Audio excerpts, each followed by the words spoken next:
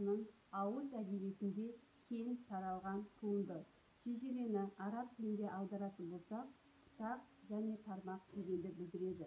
Ағаштың бұтағы қалай таралатын болса, біздің ата-бабаларымыздың да дәл солай таралған болатын.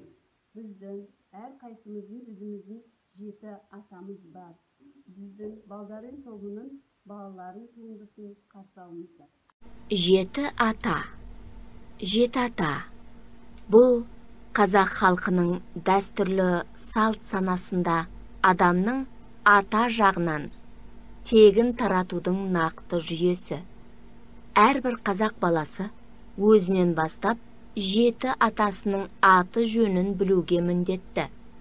Мұны әке шешесі, ата әжесі үйретіп, жаттатуға тиіс. 7 атасын білмеген жетесіз деген аталы сөзді өзіңізді білетін боларсыз. Өйткені қазақта 7 атаға дейін қыз алыспайды. Оған дейінгі ұрпақ бір атаның баласы туыс саналады. Қазақтар негізінен 7 атаны бұлайша таратады. Bir,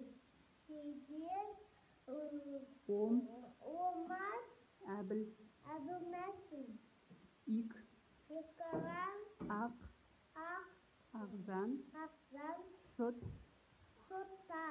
Жақ, Жақсылық.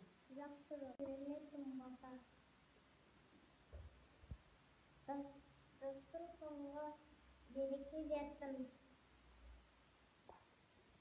Басына ереже жеттім. Астарына адалдық жеттім. Бастарына амандық жеттім.